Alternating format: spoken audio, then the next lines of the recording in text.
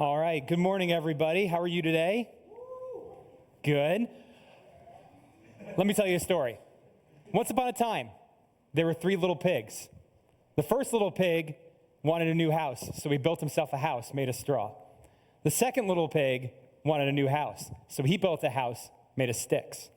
The third little pig wanted a house, so he built himself a house made of stone or brick. The end. That's how we've all heard it, right? That's the story. I didn't leave anything out, right? These pigs build houses and then they live in them, and it's great, right? There's no villain in the story. There's no bad things that happen. There's no woodland predator with upper respiratory superpowers that comes in and just blows this entire situation up, right? I didn't miss anything, right? Have you ever tried to tell a story to a kid and intentionally leave out details and they'll get mad at you because you're not telling it right? Yeah, that's kind of what I'm trying to do here. At the same time, some stories are just kind of nicer if you end them in the middle, right? You know, we've got these three houses and these pigs are perfectly happy. And isn't it nice to just think that they just lived forever after in their houses and just enjoyed them and nothing bad happened to them? I'd love it if stories worked that way, but they just don't always do. There may or may not be someone in this very room who will watch a TV show and then stop it before the last couple episodes just to have the ending that they want. I'm not naming any names that are looking at anybody or not looking at anybody that I happen to know does this. But sometimes we have stories that we just kind of wish we could end right there in the middle. My name is Kyle Sommerfeld. If you've never seen me before here at this church, it's because I'm usually volunteering with the kids back in City North Kids. I love working with kids. It is a massive honor for me. I love teaching them about Jesus and teaching them how much Jesus loves them. But every once in a while, if you hang out with kids for a while, sometimes you want to hang out with adults. So I'm with grown-ups today, and I'm glad to be here and give Andrew kind of a rest this week. So I'm especially excited because this is a very, very special Sunday in church traditions. This is Palm Sunday, if you don't know what that means. It has nothing to do with your hand at all. Palm Sunday is about palm branch trees. It has something to do with the branches of trees, which we're going to talk about in our story in a little bit. And it's a very, very exciting Sunday. Palm Sunday always is the Sunday before Easter. And churches all across the world today are celebrating Palm Sunday today. And we're going to talk a lot about exactly what that means. But I'm really, really excited to kind of be with you and be able to kind of talk about that. I'm very, very excited. I have some awesome stuff I want to share with you because Palm Sunday, when it comes down to it, is a celebration. We're going to look at a story today where Jesus is pretty much reaching the peak of his fame during his lifetime. He's been walking around and healing and traveling and speaking to people and helping people and sharing God's message with people for about 3 years now. And this is the peak of his fame. And today we're kind of looking at a party, a little bit of a celebration of that. The story we're looking at is the Palm Sunday story, which is also known as the triumphal entry. It's the story of Jesus going into Jerusalem, the capital city in Israel, the big place where there's all of these people. It's where the temple is. It's where people travel to worship and where they experience festivals. It's the place to be in Israel. And what we're going to do is we're going to just look through the story of his journey. It's a really, really special story because I don't know if you guys know this. Our Bible has 4 versions of Jesus' life. We call them the Gospels: Matthew, Mark, Luke, and John. They're the first 4 books of the New Testament. And like any of us, if we all go see a movie together and then we go back after the movie and tell our friends about it, we'll all probably talk about a lot of the same things, but there'll be little things some of us notice that other people didn't notice, or little things that some of us focus on that other people don't. And the Gospels are like that too. They're 4 versions of Jesus' life, but they talk about him in a very different way from book to book, from writer to writer.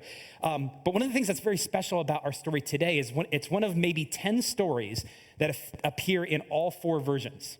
All 4 versions of Jesus' life have some kind of version of this story. And I want to take advantage of that a little bit because I want to focus on 2 of those. We're going to focus on the Matthew version and we're going to focus on the Luke version because it's actually pretty interesting to see what one of those versions has that the other one doesn't. And so we're going to start in Matthew chapter 21. We're going to be in Luke 19 later. If you have your physical Bible, you can kind of get yourself a little bit ready for that. But I want you to picture Jesus entering this city, and I want you to look at how the people are reacting to him entering the city.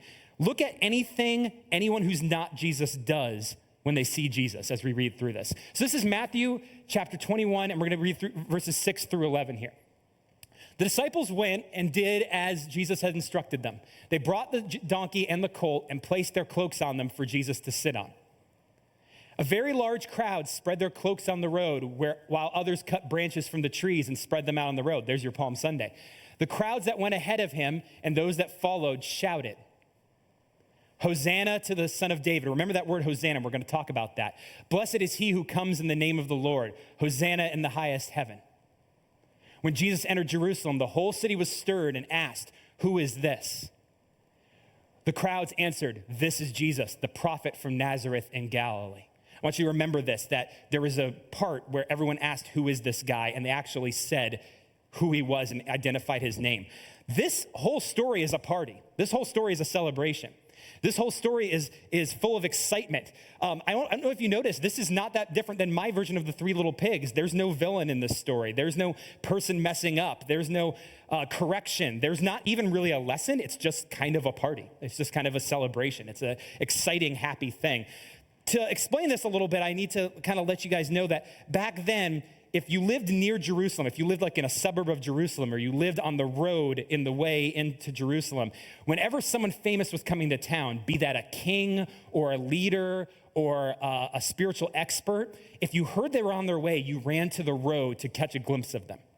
In the same way, if we maybe heard that one of our favorite musicians or our favorite athletes is eating at the Chipotle around the corner, we might run to the Chipotle to catch a glimpse of him. That is pretty similar to what they would do. The word would go out, Jesus of Nazareth is on their way, and these people would flock to it. We have a pretty modern equivalent to this too, actually. I don't know if you guys have ever seen or been to a championship parade. Like if your team, local city's team wins a championship, they come back, they get big buses, they put the team on top of the bus, and you can go out and celebrate with the team and maybe catch a glimpse of them. Maybe they'll hold the trophy and the crowd goes crazy. One of my favorite parades that I've kind of seen about this is the one that happened in Buenos Aires after Argentina won the World Cup last year. Look at this picture real quick. That's all people. Everything that's not a tree or a building is people here, okay? And if this stresses you out, you're like me, because big crowds are a little bit stressful. The bus is somewhere down this lane between these two buildings, but at some point there was just more people than they ever expected. And they actually had to stop the bus, get the team up to the top of a building, land a helicopter in it, and they actually had to finish the parade from helicopter. The president of Argentina said, it is our country's explosion of happiness over this event. This is how massive and incredible this was. And what happened to Jesus entering Jerusalem wasn't this many people, but it's the same kind of thing. Someone you love or someone you're excited about or someone who's a big deal in the region is coming to town, and you want to get as close to them as you can to experience that. Now, remember, I challenged you before we read this, look at little things the people do when he's coming into town. Look at what the crowds are doing. And you'll see a couple things that might not make sense to you. One of them is what they're doing with their coats. They put their coats on the animals so that like Jesus had something to sit on, but then they threw their coats on the road. To understand this, I think we really need to be aware of the fact that most of these people owned one coat at a time, okay? One, it wasn't that cold, but two, a coat was like a multi-purpose tool that you had. It was expensive, and if you didn't have a lot of money, your coat was a very special, precious thing. So this idea of them like sacrificing their coat to make Jesus' journey cleaner, I can't underscore what a massive deal that is. If you can even just picture if you only had one coat to last you years at a time before you might be able to afford another one. The idea of throwing it in front of an animal to step on might seem completely insane to you, but that's how they showed that they cared about this person coming to town. Israel back then and still now is a very dusty region. It's very, very close to the desert. It's very, very dirty. And the idea of royalty coming to town meant I want to do my part to make sure not even a little speck of dirt gets on that person. So they throw their cloaks on the animal so that the animal doesn't get them dirty. And then they throw their cloaks on the ground so that the animal's hooves don't even get dirty. That's how much they want to be a part of the celebration of someone important and exciting coming to town. The palm branches are the exact same thing. It's the idea of they're tearing branches off the trees to throw them in the dirt, again, just to pad the animal and make sure the animal is as clean as possible so that when Jesus gets to the city, he looks pristine. He looks as important as he possibly can. And these people can feel like, I did my job to help his moment be as beautiful as possible. That's what they're thinking, and that's what they're getting excited about, and that's what's running through their minds as Jesus is coming to town. You'll notice also this phrase, Hosanna. Hosanna is a phrase to this day, we kind of always say it on Palm Sunday. What does Hosanna mean? Well, it means, do you know Brooklyn? What does it mean? Yeah, good job. That was awesome. You nailed it. Man, that is not a plant. She legitimately knew that. Good job, Brooklyn. Rhetorical question, but you nailed it. Good job.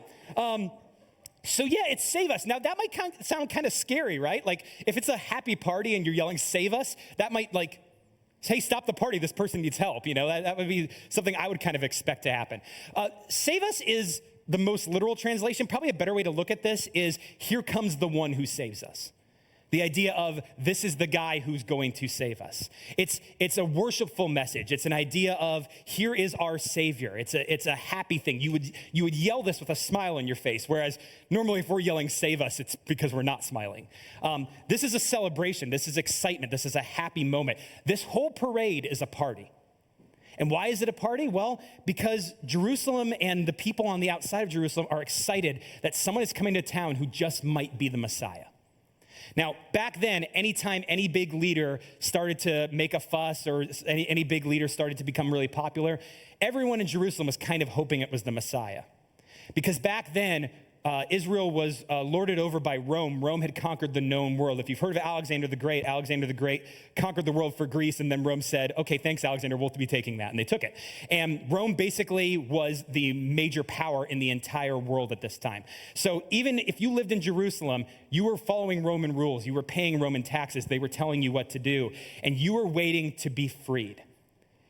And Israel believed at that point that a Messiah was coming to save them from this. And basically, their picture of the Messiah was John Rambo. It was a guy who was going to come in with a sword or lots of weapons and lots of muscles, and he was going to rescue them and kick the Romans out and just restore their country and their city to what they were expecting. So as Jesus is coming to town, and as they're gathering excitement, as they're riveted by who this person might be, and as they roll out the red carpet for him, they're excited because they believe Jesus just might represent a change. It just might represent freedom that they haven't had for generations.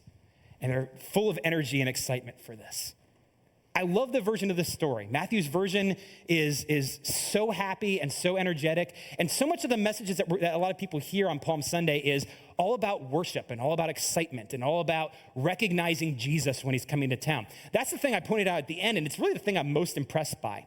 If you read stories about Jesus, he often meets people who have no idea who he is. And sometimes that's just like ignorance. They just meet somebody at a well or something and they just see him and they don't know who he is. But sometimes it's people who are like, this guy says he's the Messiah, but I'm not sure. And they go to him and they test him, or they try and catch him up saying something a Messiah would never say, or they try and discredit him by like trapping him in his own words. Jesus is constantly meeting people who have no clue that he's the Messiah. Or if they do think he's the Messiah, they sure aren't treating him like it. And what I love about this story is it's one of the only stories where everybody involved seems to recognize him. That's why I love at the end of Matthew's version, someone is saying, hey, who's that guy? Like someone's coming up in the crowd and being like, what's everyone fussing about? And someone else says, this is Jesus of Nazareth, the prophet. For once, it's Jesus being recognized for who he is. And there's so many stories in all four Gospels, in all four stories of Jesus' life, where people have no idea who Jesus is. And at this one point, they did. This is the peak of Jesus' stories as far as I'm concerned. This is a story that is so special that a lot of us picture heaven being very much like this. This idea of us all gathered together and worshiping the King as he comes back into town. It's a celebration, and it's energetic, and it's exciting, and it's happy. It's a party. It's a positive moment where the people get it right. And man, do I wish, like the story I told you at the beginning of the message, we could just end it right here. Man, do I wish there's nothing else to Jesus' story. Man, do I wish Matthew just put the pen down after he wrote this one and just stopped it. But he didn't. And we know that because we know what happens next week. We know next Sunday is Easter, but we know before Easter is Good Friday. And on Good Friday is when we observe what happened to Jesus, where these same people, the people who were cheering him into town, called for him to be arrested and tortured and killed. What in the world could have made these people who got it right get it all wrong in such a short period of time? What in the world could have changed in that little section of time? One of the interesting things about this story is in Matthew's version, you never actually like see what Jesus' reaction to this is. Is he like waving like the queen when she's on parade, or is he celebrating with them? Is he laughing? Is he enjoying this? If you read Matthew's version, it's kind of hard to tell, but that's why we have Luke's version too. And Luke has a reaction that you might not expect Jesus to have. Because as Jesus is on his way to the city, if you ever climbed a mountain before or climbed a hill before, and Jerusalem was up on a mountain, they built their cities on mountains because they believed God was in the sky and they wanted their city to be as close to him as possible. If you ever climbed a mountain before, if you're really lucky, you get a mountain where you just walk straight up, but most likely you go up for a while, you go down for a while, you go up for a while, you go down for a while. That's why it's so exhausting, because you double your journey going down as much as you go up. One of the very special things about going to Jerusalem, and writers throughout history have written about this, is you duck down for a while and you don't see anything. And right when you're feeling tired and exhausted and you feel like giving up, you get to the top of a hill and you're tired from climbing uphill, and then you get a glimpse of the city. And it's an inspiration to keep going. And it's just this famous thing where, like, when you go to the city, you go down for a while, this is a long journey. You go up and you go, but there's where I'm going. And then you go back down again. Jesus comes to the top of one of these hills in the middle of these crowds who are cheering for him, and he starts to cry. And let's look at why. To do that, we have to look at Luke 19, and I think it's verse 31, Luke 19:31. As he approached Jerusalem and saw the city, he wept over it and said, "If you, even you, had only known on this day what would bring you peace, but now it is hidden from your eyes. The days will come upon you when your enemies will build an embankment against you and encircle you and hem you in on every side." Remember this. This is war terminology. He's saying, Jerusalem, you're in for bad times. We're going to circle back to that. Keep going though. They will dash you to the ground, you and the children within your walls. They will not leave one stone on another, because you did not recognize the time of God's coming to you. Okay, first thing I notice is right at the end of that verse, it says, you did not recognize the time that's coming to you. Excuse me, Jesus, isn't like the awesome thing about this story is that all the crowds are recognizing you? Like they're cheering you and they're worshiping you. They're actually treating you like the person that you are. So when I read Luke's version and I see this, I'm thinking, is Jesus seeing the same crowd that I'm seeing? What are you talking about? They don't recognize you. They're currently worshiping you. There might not be any better verse in all of the Gospels about people recognizing Jesus for who he is than right here. So why is he talking about this? Why is Jesus crying? Why is he sad? What is he talking about with all of this? Well, we have the benefit of history. We actually are able to see everything that Jesus saw in this moment. Jesus is looking forward at what is about to happen. We can look backward because it happened in our past, and we know what happens in that week. And it starts with the week I was talking about earlier. It starts with the fact that he knows the people currently cheering him, currently throwing their coats on the ground for his animal to walk on. Those same people within a week are going to be calling for him to die. Those same people in the week are going to call for a guilty criminal to be released instead of him. Those same people are going to do a complete 180 and are going to go back on everything that they're doing in this moment. Why? What could go so wrong in that week? And Jesus isn't even always talking about that. If you're way into history, you know that this is probably happening, this moment when Jesus enters maybe 80-30, 80-34. Well, 40 years after that is 80-70, and 80-70 is a pretty famous bad year in Israel's history. Because in 80-70, when the Messiah didn't come along to rescue the Israelites from Jerusalem, when they didn't kick Rome out, Israel said, okay, we'll do this ourselves. And they got a gang together and they got a posse together and they kicked out the Romans themselves. They made like a little party of revolutionaries and pushed them out. And they celebrated that for about a month, because then all the Romans they kicked out went back to the Roman war machine and they brought back a legion. And they brought back several legions. They brought back the Roman war machine. And back then, there was one way you conquered a city and one way only. And that was called siege. That's the embankments they're talking about. How does siege work? Well, let me tell you. A city is usually circular. They talked about walls there. I shouldn't say circular, but it closes in on itself. It's very easy to lock off, especially when it's up on a mountain. So awesome siege tactics was, okay, normally when we fight, we go in there and the strongest army wins. But what if we starve them to the point where their army can't fight back or they're too exhausted? So Rome was smart enough to know it'd be dumb to run in there and fight. It's way smarter to surround the city, cut off their resources, make them eat up all of their food, and then they're exhausted and tired and cranky and in a bad mood and weak. And then conquering them is going to be a lot easier. If I have a choice between fighting a guy who hasn't eaten in a week or a guy who's feeling perfectly healthy, I'm going to fight the guy who hasn't eaten in a week. So what they do is they surround the city and they starve them out and they're becoming low on resources. And the worst part of this is how bad things always get in a city that's under siege.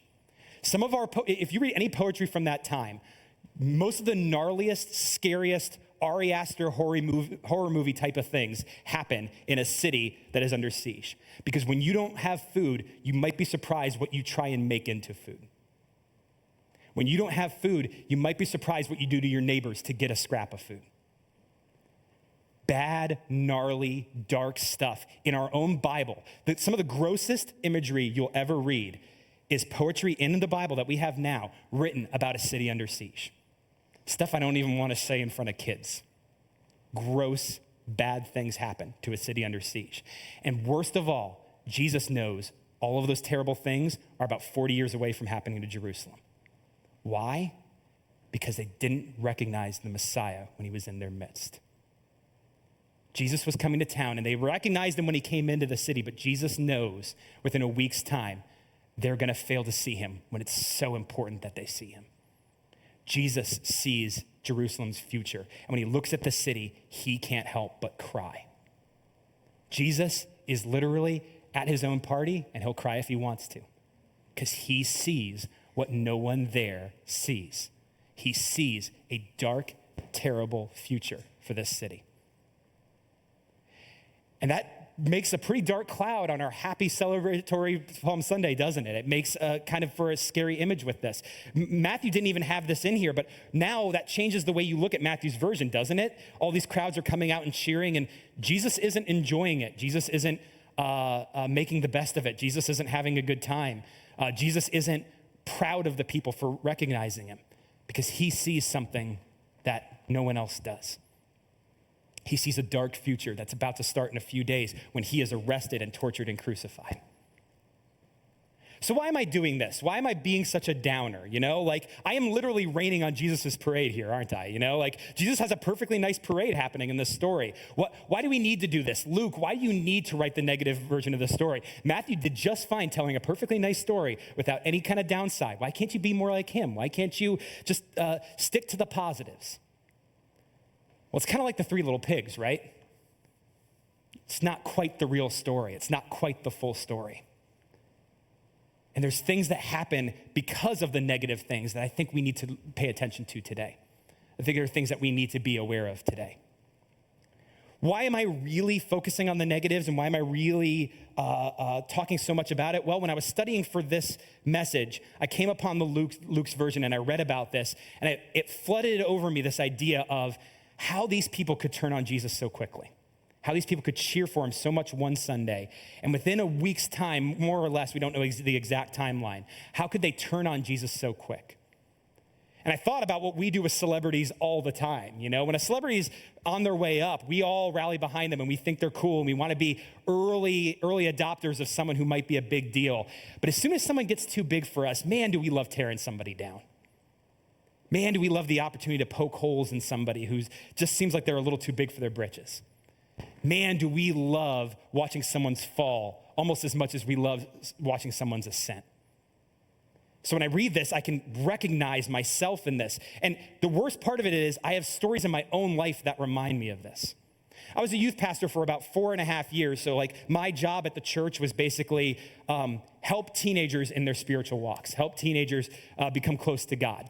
And I did that for 5 years. I did my very, very best with it. And one of my responsibilities was maybe 3 or 4 times a year, I would plan a big event, a retreat or a mission trip, something where we got teenagers kind of away from their normal everyday routines and gave God a chance to really affect them in ways that they might not be able to be affected at home in their normal surroundings. So we would get a campsite or we would get a retreat center and we would take a bunch of teenagers there and we'd arrange for really awesome, powerful worship and really, really, really great speakers. And we would do our best to really give the Holy Spirit an opportunity to change some lives. And every time that one of those trips happened, we would come back and we would talk about it and we would say, man, it was amazing. 10 kids gave their lives to Jesus Christ. Or so-and-so who's really been struggling made a really, really good decision to commit themselves to Jesus all over again. And it was something that we built these programs with this kind of thing in mind because we knew it was an opportunity for God to reach kids. And that made us excited and that made us really, really happy. And we put our hearts into those events for the first year or so. I have to be honest, I have a very, very cynical part of myself that I'm not proud of, and it's something I'm working on to this very day. But I have to be honest with you. After that first year, those events started looking a little bit different to me. Some of the same teenagers were making the same choice over and over again, and then we would go back home, and when we went back home, the minute they were back home, they were back to doing all the things that they were doing all over again. They would make a really, really good decision, and then I'd find out that they were in a lot of trouble because they had done something they weren't supposed to do, or that the cops had to show up at their house one night, or they're just making bad decisions. And my heart broke every time it happened. And it didn't just break because someone I cared about was making a bad decision. It broke because I was thinking, well, what was the event for then? Or what was that moment where they were in tears and saying things were going to be different? Why? Was that not real? Were they acting? Was it, what was that? And guys, that was wrong on my part. I want to make it really, really clear. It's not my job to doubt how the Holy Spirit works. It's not my job to look at one specific event. Aren't we all lucky that we are not judged by our worst day and the worst thing that ever happened to us? There's a lot of those kids where I know where they are, and there's a lot of kids where I don't know where they are. And a lot of those kids made awesome decisions and are still following Jesus to this day. There is nothing wrong with the fact that sometimes you take two steps forward and one step back. But when I was reading this story, it reminded me of how I felt coming back from a lot of those events. Because I got to be really honest with you. After that first year, I started going to those events and coming back and thinking, so-and-so gave their life to Jesus, but I don't know how long it's going to last. And I stopped talking about we had this many decisions on this trip because as far as I was concerned, if it wasn't something that stuck, it wasn't something to really celebrate. We weren't going to know if that change really meant anything until after we came back. Now again, I can't be more clear about this.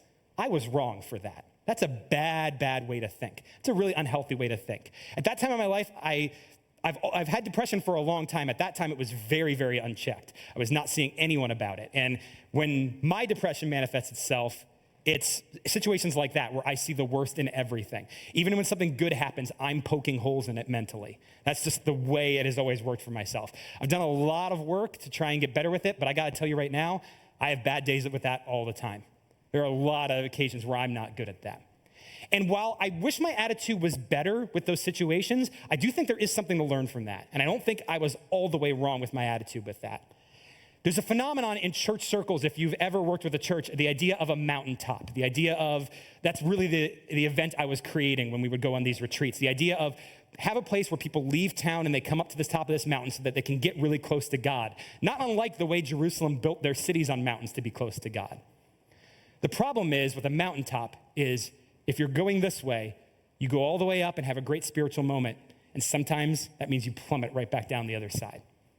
I don't know about you, but have you ever had like a Sunday where it's like a really great church service, a really, really powerful set of worship, and you might have like the exact message that speaks to your heart and challenges you, and you feel really, really great, and then Monday morning happens and it is back to normal all over again? There's nothing wrong with you if that's happened. Again, cynic Kyle is in the back seat right now. He's not talking right now. I want to let you feel as normal as possible that sometimes you have a great Sunday followed by one of your worst Mondays. That is super normal. That is super normal. The problem is, I think if we get into the habit of mountaintops, I think it puts us in a really difficult place. Part of the positive of mountaintops is we get swept up in the emotions, right? Like we feel something that our brain doesn't try to explain. We feel triumphant, and we feel happy, and we have this energy and excitement, and we just let the feeling do all the work. And I think that's great for the moment, but I do think your feelings need help sometimes. Back in my cynical days, I hated my emotions. I didn't want my emotions to be at the table. My emotions weren't allowed to make any decisions because I didn't trust them. I thought they were scary. I thought they made you make bad decisions. I locked my emotions in another room and did not let them have anything to do with this, and that was unhealthy.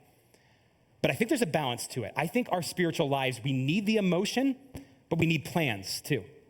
We need the emotion, but we need a regimen as well. We need a routine as well. And if your faith is all routine and no emotion, you're going to end up like me and you're going to be cynical and you're not going to believe anything.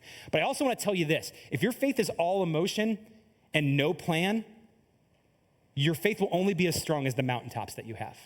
You'll have great moments and then you will crash. And then you'll wait around for the next great moment. And then you'll have a great moment and that's really awesome and you feel really close to God. And then you will crash all over again. And I think it's a balance. I think we need both. When I think about this story with Jesus, it's not just because it happens on a mountaintop, but it's also the fact that I think about these crowds and I think about them having a mountaintop moment. Here comes the Messiah. I'm so excited I'm throwing my coat on the ground for this guy. I am so excited to be close to the person who's going to save us. And within a week, that feeling went away. Now, this story, this doesn't have a, here's the lesson of this. It doesn't have a, here's what the crowd should have done. So I can't tell you exactly what was going on in this story, but I can tell you that I think what helps a lot is if you don't just have a mountaintop, but you have a mountaintop that turns into a catalyst. And that's the big thing I want to talk about today. I want us to turn our mountaintops into catalysts. What is a catalyst? A catalyst is one little spark that starts a fire. A catalyst is one little moment that begins a new movement. It's an ignition process. It's you turning the key and the engine roaring to life. It's the idea of us going to the top of a mountain and having such a special experience that it makes us keep going. It lights a fire and it helps us to continue. It helps us to adopt new habits. It helps us to change things in our lives. And it helps us make it so we don't come crashing down the other end. But because that emotion has been translated into something we can do every day, it's something we take with us. It's something that we can keep with us on Monday morning. We turn those emotional, powerful moments into a commitment. It takes both. It takes both to make our faith stronger. And that's what I want to kind of talk about today. That's kind of what I wanted to challenge about this. Because here's the awesome big news. We have a potential mountaintop coming up in 1 week's time. I don't know about you guys, but if you go to Bible school or if you go to Bible college, you quickly get a little bit bitter towards Christmas. Again, I'm a cynical person. But part of the reason I particularly have like something towards Christmas and kind of don't love Christmas as much is because I think we over-celebrate Christmas in the church sometimes. How can we over-celebrate Christmas? Well, quite frankly, I think Easter is our holiday. If Jesus is your Lord and Savior, I think the thing we need to celebrate most is what he did for us on the cross and his resurrection 3 days later. Jesus coming into the world is great, but remember I talked about those 4 gospels, those 4 guys who talked about Jesus' life? Jesus coming into the world is so great, 2 of them didn't even write about Jesus coming into the world. Now, I'm not saying that means Christmas doesn't matter, but I'm implying it. No, I'm just kidding.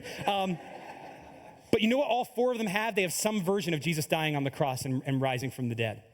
You know why? Because that's what we're celebrating today. If Jesus was born into this world and was a great preacher and a great leader and helped us, we would probably still have his writings and we would probably still appreciate them, but I'm not sure the church would exist. Our church exists because Jesus died on the cross and rose 3 days later. Back in kids, we have a different lesson every week, but there's one lesson we do every single week, and we talk about this thing called the ABCs. The ABCs are like the most foundational building blocks of faith you can possibly have. It's accept or admit, believe, choose. Admit that you've done wrong, believe in what Jesus did for you by dying on the cross and rising 3 days later, and choosing to follow him. We break it down as simple as possible. It doesn't get more academic. It doesn't get more foundational than ABC. And we might talk about lying one week, we might talk about anger one week, but there's only one thing we talk about every week, and that's ABCs. It's the foundation of what we believe. And if you're here in this church for the first time, if you don't take anything from my message, the one thing I want you to remember is these ABCs. The most important decision you make in your life will be admitting that we've done wrong, believing in what Jesus did for us, and choosing to follow him. And the reason I'm bringing that up, the reason I think that is so important is that's what Easter is all about. I believe every church should celebrate Easter 2 or 3 times more than they celebrate Christmas. Because Easter is our day. Easter is our celebration. It's when we declare that our Messiah came back from the dead. And guys, our church does Easter right. I love the way our church does Easter. Andrew and Karina and the entire team have amazing things planned for us next week. It is always a special service. You heard a little bit about it in the video. We take Easter seriously here. We celebrate Easter right here. And I think that is an awesome, awesome thing. But I have to tell you, Easter is one of those days that turns into mountaintops for a lot of people. The Monday after Easter is a notoriously rough day for people's faith because they have these amazing emotional journeys on Sundays. They have these tears and these powerful experiences that overwhelm them. And then Monday comes back and they go back to work and work just kind of looks the same. And they look back at the previous day and they think, well, maybe Sunday didn't mean that much anyway. Now, I can't stop this from happening. I don't have surefire cure for that. But I wanted to try and give us some examples of catalysts that we could have for this. So if you have your message bulletin, or if you don't, get out a notes app. I want everyone who has a bulletin to get out their bulletin really, really quick. I'm usually not a big bulletin guy, but this is something kind of special that I want to kind of aim for the thing I'm talking about. You're going to notice at the very, very end of your notes, it's going to have something about Easter 24. Can we put that on the screen real quick? On Easter Sunday, 2024, I decided to blank. My challenge for each and every one of you guys is not necessarily today, but in the next week, fill in that blank. Well, with what? With what, Kyle? Okay, well, there's a million things you can fill this blank with. Easter Sunday is going to be this amazing, powerful moment, and we have a choice to have it be a mountaintop or a catalyst. So what's the best way to make something a catalyst? Make a commitment, or try something, or just have it be the event that makes you take a single step. So what are some examples of that? Well, I said this already, but I'll say it again. If Jesus Christ is not your Lord and Savior, you can ignore the rest of my message and just hear this part. I can tell you right now, the thing I want you to have in your blank is on Easter Sunday 2024, I decided to follow Jesus Christ. If that's you, that's my challenge. I'm going to circle back to that at the end, but if that's you, you don't even have to listen to everything else I'm saying. That's all there is to it. But what if you're already a follower? What might that look like? Well, let me run through a couple things that blank could be for you. Maybe on Easter 2024, you decide to join a small group. Sometimes we make the steps too big, okay? Sometimes it can be a little bit smaller. Look up our small groups on our website. Find a community. Guys, faith is not an individual sport. Faith is a team sport. We need each other. There's someone out there whose faith will be stronger because they have you in their lives. And the best way to meet people in our church is in a small group. Maybe you have pieces of your life that could really, really use some reinforcement and use some help. A small group is a really awesome place to start. Speaking of start, maybe one thing you could write here is on Easter Sunday 2024, I decide to go to Starting Point. Starting Point is something we do at this church first Sunday of every month, is that right? First Sunday of every month. And it is like City North 101. You go in, you find out everything we're about, and we try and find a place for you to serve in our church. One of the best things you can do to support our church is give the talent that God has given you over to Him to be able to help our community and help our church. There is something you are uniquely good at that can make our church stronger. And that entire occasion, that entire event is meant to help you find it. I will say right now, we love kids volunteers. We need kids volunteers. If you are good at hanging out with kids, we need you. I'll tell you that right now. Is my wife here? She can be happy that I said that. So yeah, she runs the kids program. So if you are good with kids, we would love to have you. If you're a musician, we would love to have you. If you are someone who has a skill of any kind, we'll find a place for you. If you feel like, Kyle, I don't have any skills, we'll find something you'd be good at. I guarantee you. There are people who did not know they were good at something until we gave them something and they became amazing at it. Like that guy right there. You. There are some people who have no idea that they have the talents that God has given them to make the church stronger. So maybe that's something for you. Now I'll give you a really, really tough one, okay? On Easter Sunday 2024, I decided to give financially to the church. Now, see, this message is so much easier for me because I don't get a dime of your money. It doesn't sound like two-handed. If Andrew does it, you're always like, yeah, but he gets the money. You know, you're kind of thinking that. Trust me, I got no skin in this game, all right? It doesn't matter to me at all. But here's what I will tell you. It is really, really easy for us to trust our own money more than we trust God. It is really, really easy for you to feel security by how much money is in your bank instead of trusting God with that. Now, that's not me saying that like giving isn't hard. Giving is super, super difficult. And it's really, really, really hard for preachers or pastors to talk about it from here, which is why I can do it because I'm not the pastor here. It's really easy for me to do it. But I will tell you this.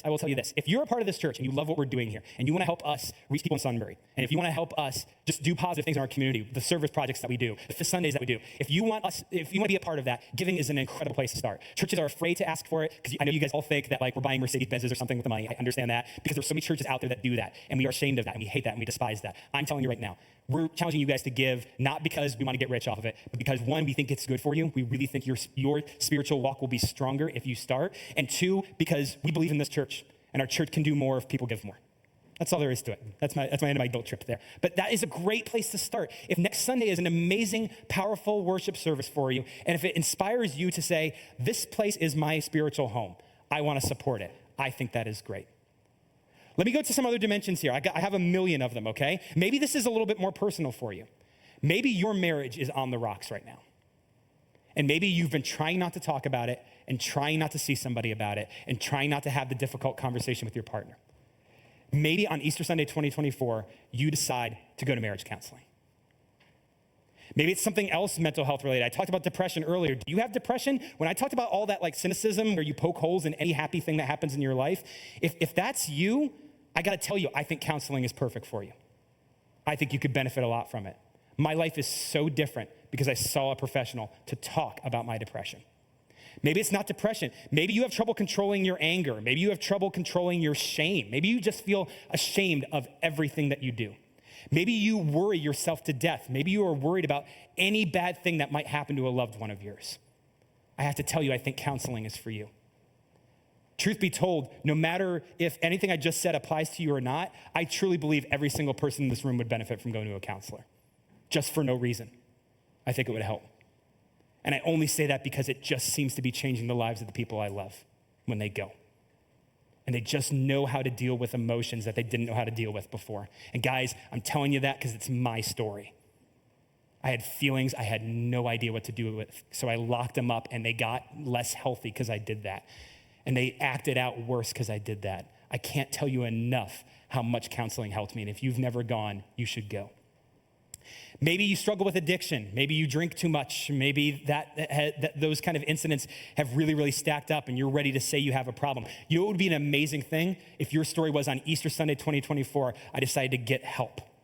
I decided to see someone about my addiction, to enter a program, to reach out to someone who can help me. I think that would be an awesome, awesome thing to write down. It can be any of these. It can be none of these. I just challenge every single person, if you can, keep this bulletin nearby.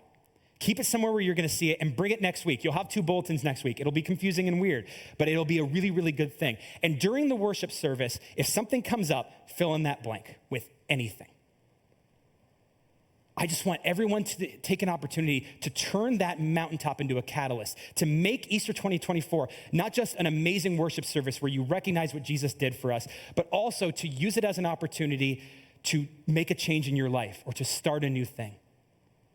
There's a million great things you can do in here. Maybe you're struggling to think about something. Maybe you're struggling to fill that gap with anything. If you have a friend here, talk to them about it. Be really vulnerable and say, hey, what do you think is the next step for me spiritually? That is a conversation I bet Andrew would love to have with anyone here. I will volunteer for that. If you're not sure what a good next step is, please find me and talk to me. I'd be glad to talk about that. If you have a really close friend or a trusted spiritual mentor, talk to them about it. I'm sure they'll have something for you. But here's my challenge for you. In the next week, if you already know what it is, write it down. By all means, don't wait for next Sunday.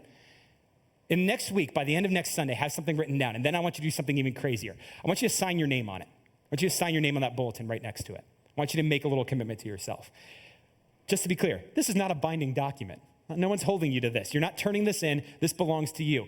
But I read something recently where it said, if you make a commitment and you write it down and you sign it, your odds of actually doing it like double if you do that. It's just like a dumb thing. But there's something about putting our name on something that makes us want to see it through. Don't know what it is, and it might not happen for you. But I think I want to give us the best chance we possibly can to really leave Easter 2024 new people. Because here's what I really believe, guys. If everyone in this room takes one spiritual step, how different is our church going to be in the next year? If everyone in this room just takes one spiritual step, how different is Sunbury going to be in this next year? Guys, I think God can do amazing things if we use these powerful emotional moments, not just to connect with God and not just to feel his presence and not just to recognize what he did for us, but also to look deep into our own lives and say, here's something I can do a little bit different. None of us are finished. We all have things to work on. We all have things that we can challenge ourselves to do next. I want to scale back to the very first suggestion I made, where if you're not a follower of Jesus, the thing I want you to put in this blank is that on Easter Sunday 2024, I decided to follow Jesus. And that, guys, that sounds like a really big thing, and it is a big thing. It's the biggest decision you could possibly make. But I want to tell you, it's as easy as ABC. And I know that because it's what we teach the kids every single week. If you've never followed Jesus before, all it takes is admitting, that's the A, believing in what he did for you, that's the B, and choosing to follow him, that's the C. What we're going to do today as we close is I'm going to pray through those three letters. I'm going to pray through those three parts of that decision. And everyone in this room, whether you've been a believer your entire life or whether you've never believed before, everyone's going to just repeat after me. And if you're praying that for the first time, I hope you will pray it today too. I hope you will make that decision because I really believe for every kid back there and every adult out here, I really believe it's the most important decision you'll make in your whole life. It won't be awkward because we're all going to be praying for it because even if you've been a follower for a long time, it's good to repeat this stuff and know this stuff. That's the exact kind of reinforcement that everyone here needs. I hope you'll all pray with me as we go to God and pray through these ABCs.